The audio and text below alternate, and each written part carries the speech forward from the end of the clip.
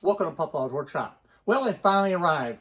The Elegoo Neptune 3 Max is here, and I'm going to put it together today. Here's a first look at the bed of the Neptune 3 Max, and you can see that it's considerably larger.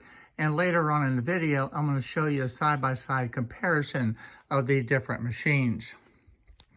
Now, one of the things you want to check for is to see if there is any loose movement. You should be able to move this very easily forward and backward, but there should not be any slop or shakiness to it.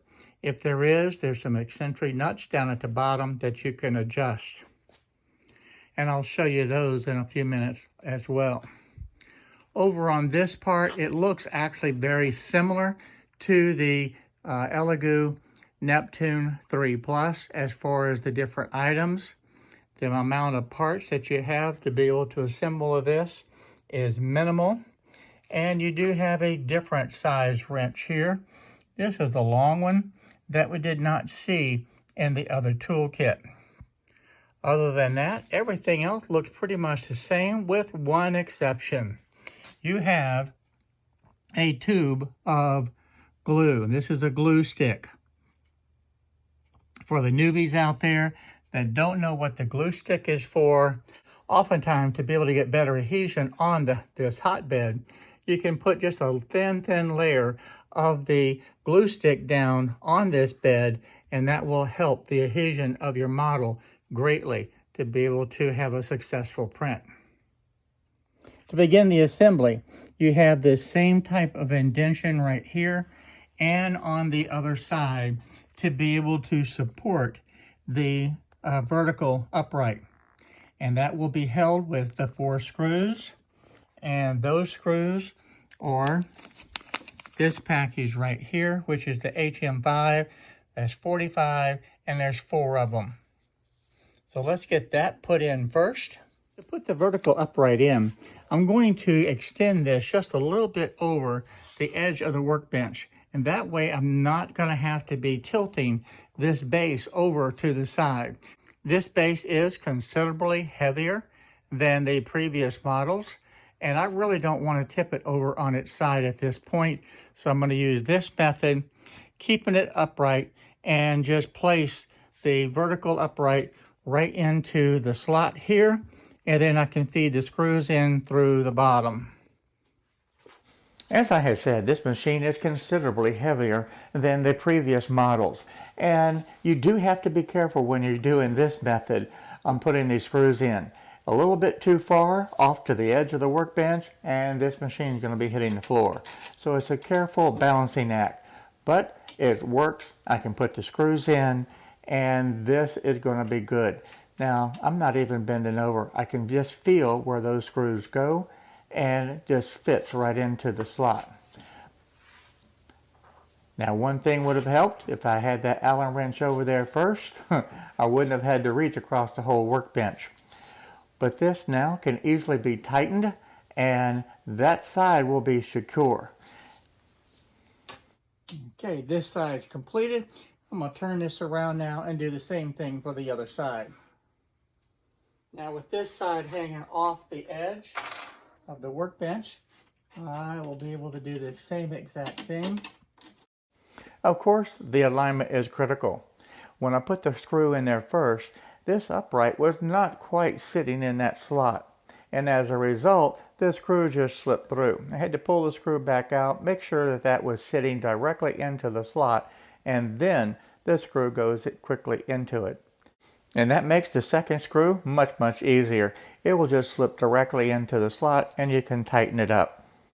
Then I'll grab the Allen wrench and tighten up these 2 screws on this side.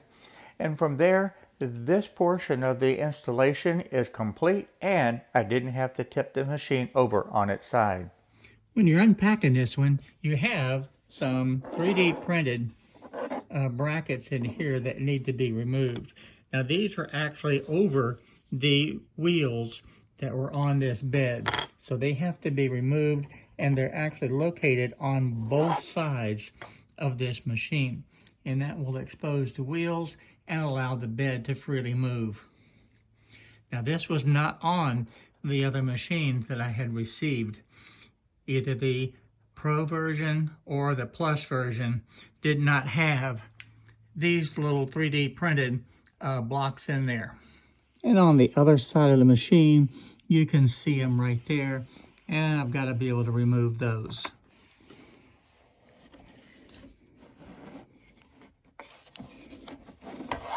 So that's one. Now, just like on the Neptune 3 Plus, we have this bracket that is going to get mounted right here. And I've got the 3 screws that will be able to put that into place. Just had we seen on the Neptune 3 Plus, the screws on the Max are drilled and tapped, ready to accept the mounting bracket. Now, since I made this little hex drive tool set, this has made it much easier, because for once and for all, I now have all of my hex or my Allen wrench bits all organized, and on this particular tray, I have the square head bits also. But this actually, rather than use the tools that came with it, I find that these actually are much easier to be able to work with, to be able to put these screws in or to work on the machine. So let me go ahead and finish this part.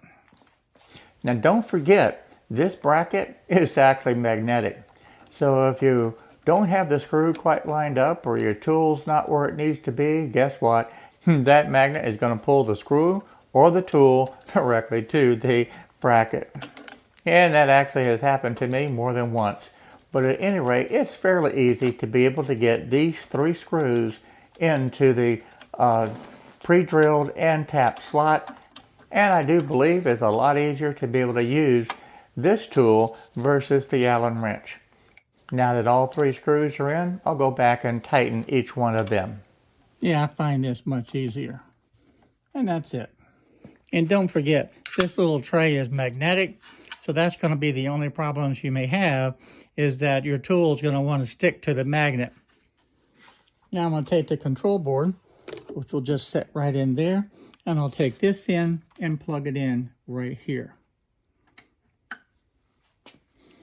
And take the protective film, and I can pull that off. The next item that I want to install is these tie rods. Now these tie rods will be located the same place that they were located on the Neptune 3 Plus. You have one attachment point right here. Again, this is drilled and tapped. And down at the bottom, on the frame itself, you again will have a screw that is drilled and tapped right here. The necessary screws are in a separate package, and let me grab those now. This is the package of screws that we're going to use. You see we have 2 short screws, and we also have 2 long screws. And we have the washers that we need. So let me show you how this attaches on. Now the short screw will go right into here.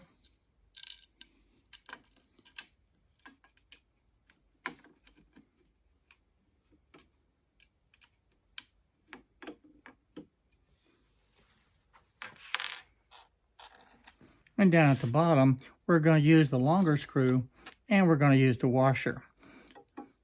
The screw goes in first, the washer will go behind it, and then we'll screw that into the pre-drilled slot and just screw it in. Now that I have both screws in, I'm going to go ahead and tighten them, because as you guys know, I always put them in loose to begin with, and then I come back and tighten later. So this tie rod now is completely installed. I'm going to move over to the other side and do the same thing. It's time to install the filament holder, and these little T-nuts are already pre-installed. So let me grab the package with the 2 screws, and we'll get the filament holder installed. All we need to do is just screw this in. And I think they did that because it was just easier to be able to ship it. Just like that. I've got 2 screws that will go into here and into those T-nuts that are already pre-installed. The screws that I'm using are these right here, the PM4 by 18, and of course there's 2 screws. Now this machine is sitting on the workbench just as the others were sitting on the workbench when I was assembling it. But the difference is this machine is so much taller that I almost need a step stool to be able to put these 2 little screws in and align it with the T-nut below. The other thing I want you to notice is I want to slide this bracket over, and I want it near the center, and that just allows it for the filament to be more evenly to be able to be distributed left and right as you're making the project. You really don't want this holder to be too far to the left or to the right. Now I'm going to install the detector switch and put it onto the filament holder.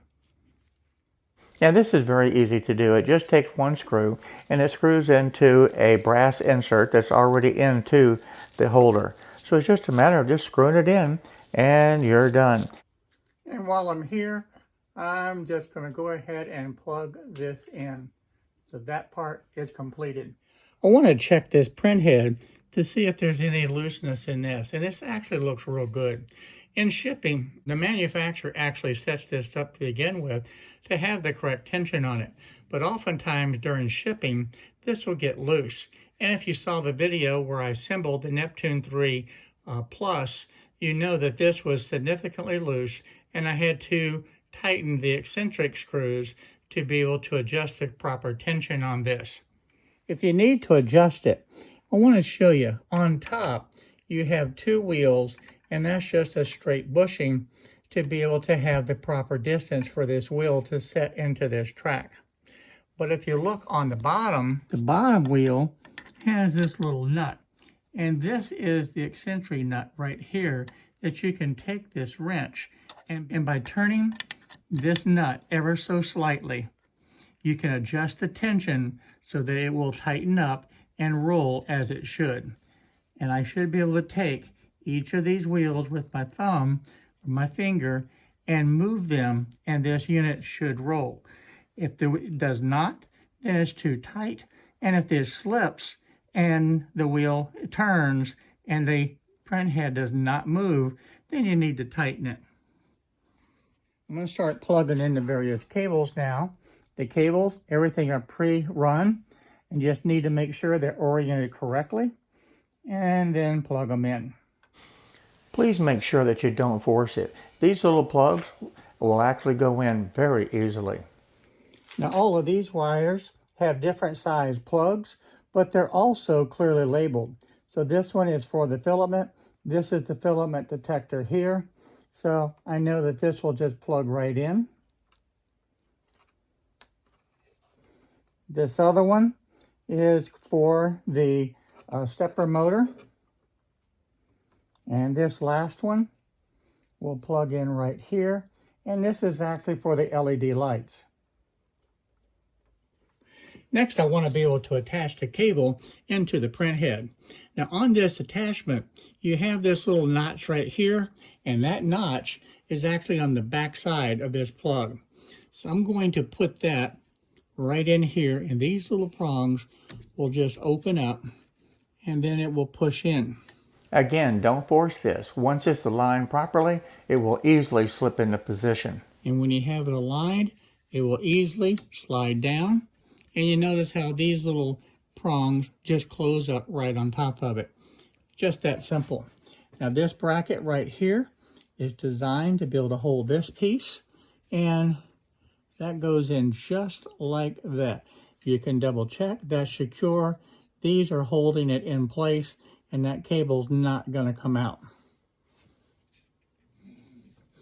Now the next thing, I want to slide it all the way over to the right. So that's as far as it will ever go, and that will give me the ability to set the correct tension or the correct length for this cable. And this has this little package right here, the R-shaped buckle. You have the one piece, and of course you have the one screw. Now this little bracket actually goes right in here, and the easiest way is just take the cable and slide it in and just fold it in half. And then that will set right up onto that spot, drop the screw in, and then we can tighten it.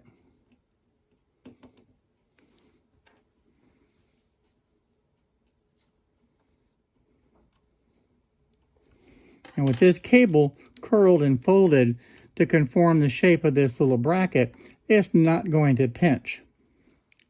You also have enough tension to be able to have the full range of motion on this cable. So now I've got 2 plugs left. Let me plug those in. The first one will go right here. And this one goes underneath to the stepper motor.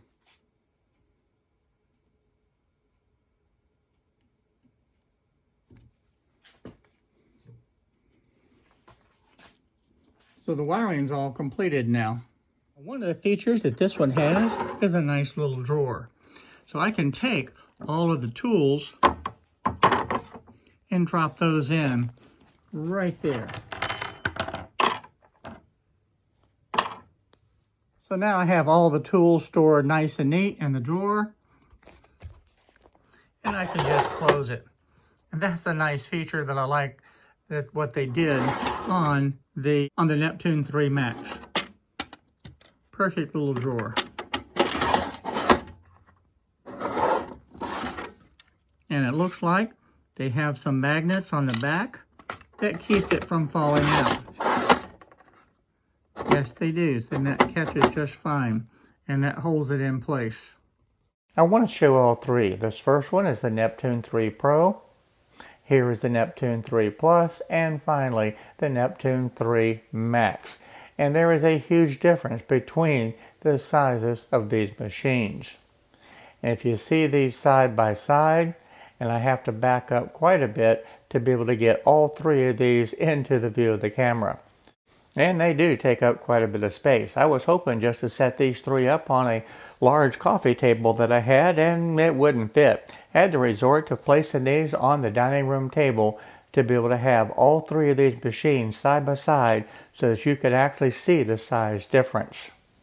And you'll notice too, yes, I did line them up on the back so that they were even. So when you look at the front side, you can actually see how they are considerably longer. And the square area of these beds are significantly larger as you progress from the Neptune 3 Pro all the way up to the Neptune 3 Max. Now for the first print, no, I'm not going to be printing the little small Buddha. I am going to pick something of appropriate size. So in the next video, I'm going to show you exactly how to do the manual leveling of this bed, followed by the auto leveling, and then whatever I pick to be able to print, it'll be an appropriate size for this printer. Thank you for watching this video today. I know quite a few of you have been anxiously awaiting the Elegoo Neptune 3 Max, and it's finally here. And it's a fantastic machine. If you like to do large prints, this is the machine for you. Now the build size on this is 420 by 420 millimeters by 500 millimeters tall. That allows you to make some incredibly large models. I want to give a special shout out to the Patreons who help support this channel. Your support is invaluable for the success of this channel, and I really appreciate every single Patreon that I have. And if you would like to be able to join the Patreon family, I welcome you, because all of the support is really needed to be able to continue to provide videos such as this.